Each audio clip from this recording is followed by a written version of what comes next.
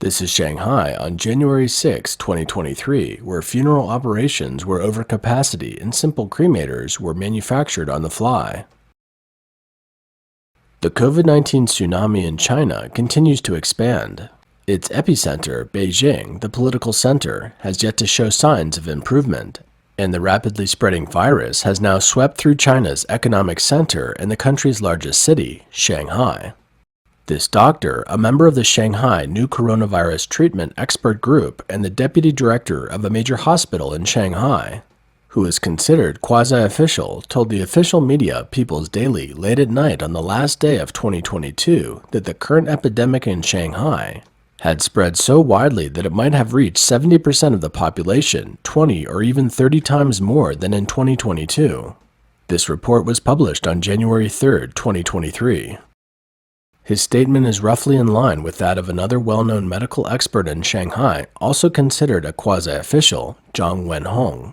Zhang had said on December 29, 2022, that this wave of the epidemic, with infection rates already above 50% in major cities, would reach 80% in the Chinese New Year. Physicians and officials within the CCP system are usually extremely conservative in their public statements. If they had admitted to the senior official media that the infection rate in Shanghai was already over 70% at the end of 2022, more than 10 days later the infection rate would now be much higher than 70%. As a megacity with a population of 25 million, it is likely that more than 20 million people are now infected with the virus. Though I stayed at home, I unfortunately got infected. Now it had turned negative. When I come out on the street and feel that there are fewer people than before. Shanghai is now in a state of closure without the need to lock down the city. Businesses are shutting down due to sick employees. Most schools have been closed, thus switching to online classes, and the use of public transportation has plummeted. Those infected in Shanghai are showing all kinds of symptoms. Some have diarrhea, and most are coughing badly. They all experience the sensation of a razor cutting through their throat, nasal congestion, and dizziness. And of course, many more elderly people passed away, including prominent members of the Shanghai cultural community. As we reported previously, in the tsunami of the epidemic in China, many young or middle-aged people have become positive for a second time over a short period. With the passage of time, there are now even cases of people who have tested positive for the third time. Friends, this is the third time I've been positive. How did I get positive again? This morning I woke up with a sore throat, coughing up a lot of yellow sputum, a sore nose, dizziness, and hot and cold flashes. I checked my temperature and it was 38.5 degrees. 2 days ago, I felt I was completely recovered and nothing was wrong. It's no problem to shoot live videos as usual. I'm now starting to get dizzy, just like the first infection. And last night when I slept, I had pain all over my body. I felt very cold in the first half of the night and started to have cold sweats in the second half of the night. And my throat was like swallowing a razor blade. I didn't sleep well all night, and my nose kept running. The headache was so bad that it was about to split open.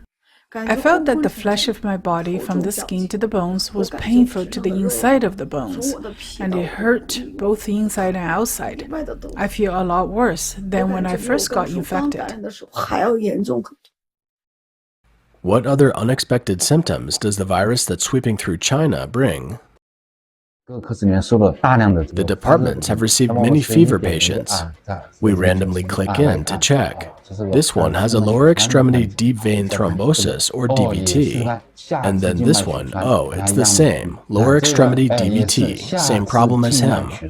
This is also the same, lower extremity DVT. I have seen 3 patients in a row, all of whom came in with pneumonia and fever. We can clearly see from these cases that the probability of lower extremity vein thrombosis after viral infection is very high. This condition increases the rate of serious illness and mortality. When caring for the patient, massage the muscles of his legs 2 to 3 times a day. The number of patients with blood clots has been particularly high lately. Many patients with the new coronavirus have a high degree of blood clotting and can easily develop clots. Some of the latest guidelines for treating new coronavirus infections are now recommending anticoagulation. So after becoming positive, patients with a history of thrombosis and high-risk factors for thrombosis should be aware of thrombosis prevention and control. Like the capital, Beijing, the major hospitals in Shanghai are now jam-packed.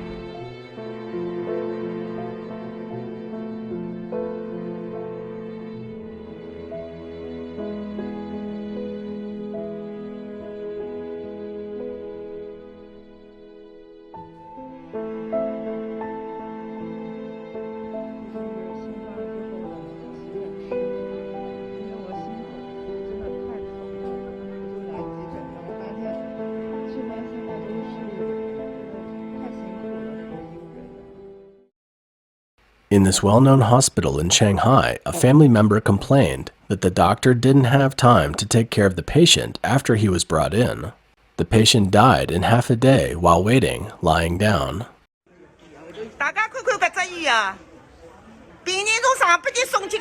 Everyone, look! The patient was brought in early in the morning, but the doctor didn't give him any medication and let him sleep in bed until he passed away at noon. What kind of hospital is this? Shanghai First People's Hospital. After the patient was brought in, no doctor ever came, only blood test. The patient died before the blood test report came out. Come and see. This is the Shanghai First People's Hospital.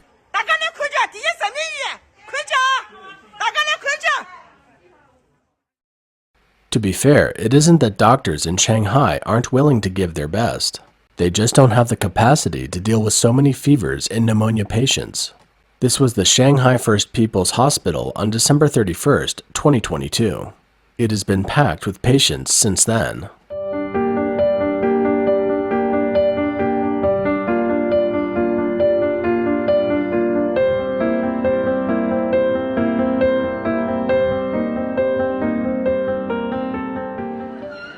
Many Shanghai residents have also figured out the drill, bringing small stools to line up at the hospital. Today is Friday, January 6, 2023. I got my number in line at the saline drip place at 7, and now it's 11:15. I haven't had my turn yet. My number is 448.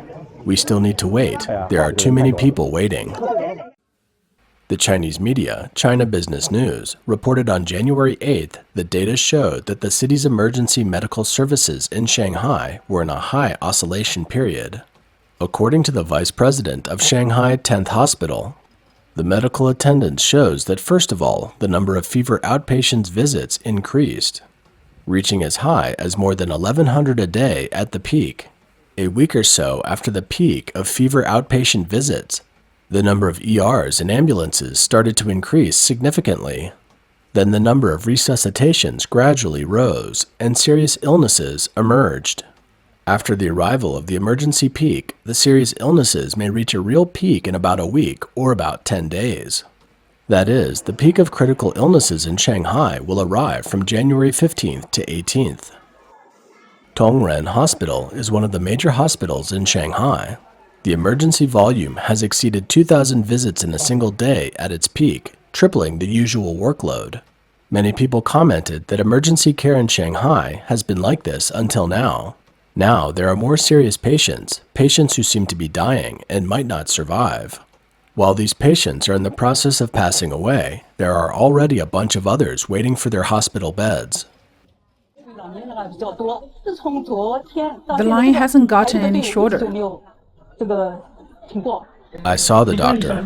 Where were you seen by the doctor? Zhongshan Hospital. Then why did you come to our hospital? I can't be admitted to the hospital. You can't be admitted here. We don't have beds here either. The beds are all filled with patients. People outside are to be hospitalized. You better first continue to wait in line. We're starting from the emergency room. You go to the back of the line. There are no beds available. Everywhere is the same. This is a special time.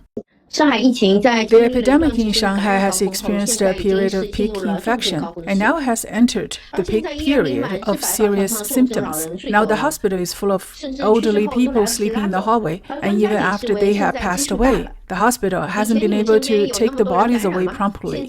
Experts say that the base is currently huge. Did you have so many people infected around you before? Now the denominator, the number of infected people, is not even known. There's no way to tally the number of severe symptoms and mortality. It means that it's more or less the same as before. We can only listen to what they say, but don't take it seriously. This is a scene that happened at the entrance of a hospital in Shanghai at 10:30 at night. A patient with a cerebral infarction was admitted to the hospital, but could only stay at the entrance with the wind blowing. There was no bed for him. We don't have any beds here either. Beds are very tight now. The emergency room is full of people. You can see for yourself. Don't say I'm fooling you. Everything is full. There's no room for more. Some patients suffer from heart attacks and need to be operated on, but they can't be done.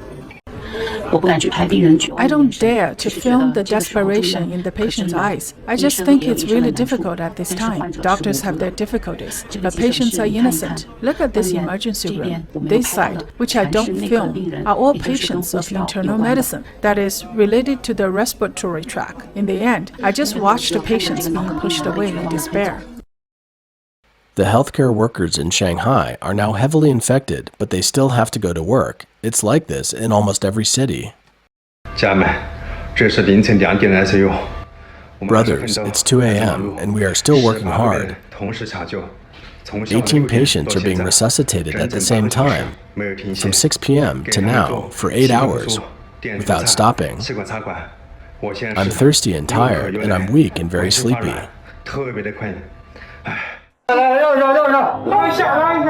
Excuse me, make way please. Here we go again, here we go again. I don't know where the patients come from. I was standing at the door and I saw a steady stream of patients coming in. Look, here we go again. There is no way to line up anymore. The IV room is full. Doctors from the second ward, hurry up, there are already 2 patients who are dying.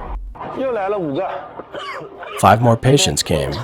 Coughing has become a greeting ritual. There would be coughing when people first meet. Salute with coughs. Okay, here we go again. Here we go again. Look at it coming in right away. Which hospital did this come from? This is the situation now. You see, all the emergency departments are too busy. A large number of patients are placed here every day. There is no solution. 2 new ICUs have been opened, but there aren't enough beds. This is very scary, like a hell mode being launched. Look, here comes another patient with an open trachea, and here comes another open trachea. What can we do? These are the ones the hospital lets in, but where can they be placed? The hospital's resources are a drop in the bucket. Yes, we simply can't cope with so many patients. We can't. So what are the actual results of the doctor's efforts? The Chinese media reported on January 5th that Dr. Wenhong Zhang, the well-known chief of infectious diseases mentioned earlier, spoke the truth at a training session for community doctors in Shanghai.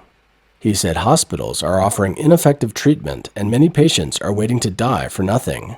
Zhang Wenhong said that in recent days, patients are flocking to secondary and tertiary hospitals in large numbers because most of the treatments in the community hospitals before was ineffective.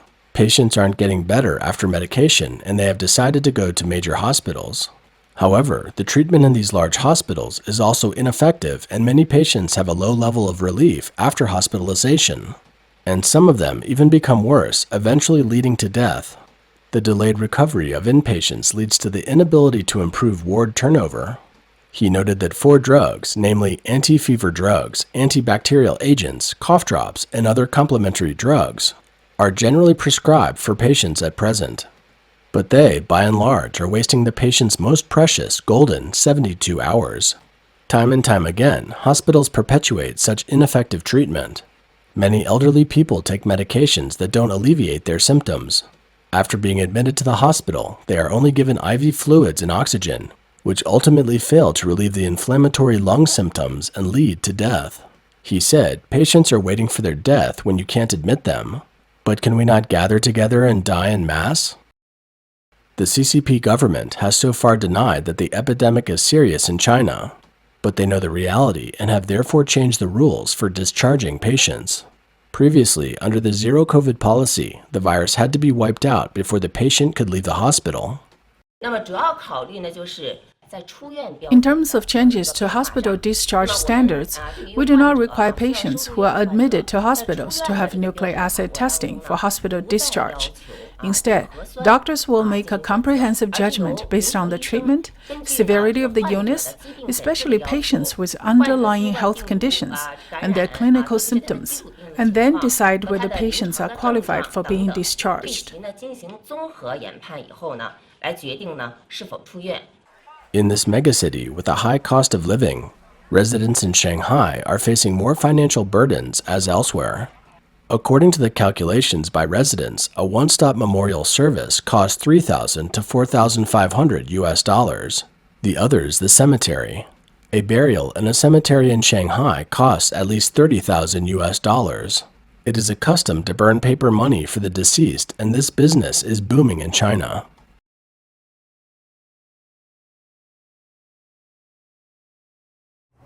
For Shanghai residents, the spiraling epidemic is a painful reminder of the misery and futility of the nearly 3-month lockdown in the spring of 2022. The economy in Shanghai shrank by nearly 14% in the second quarter of 2022. The lockdown of the financial and trade center led to factory closures, curbed consumer spending, and disrupted operations at the world's largest port. The Shanghai lockdown was lifted in early June 2022. Lately, an article has been making the rounds on the Chinese web. It's titled, "The Cost of 3 Months of Silence for 20 Million People in Shanghai Went to Waste." It said 3 months of silence for a megacity of 20 million people in Shanghai has never been seen before in human history. But the lessons that came with an enormous price are not fully learned. 注意走，骑车的人注意走，别扔了，别扔了。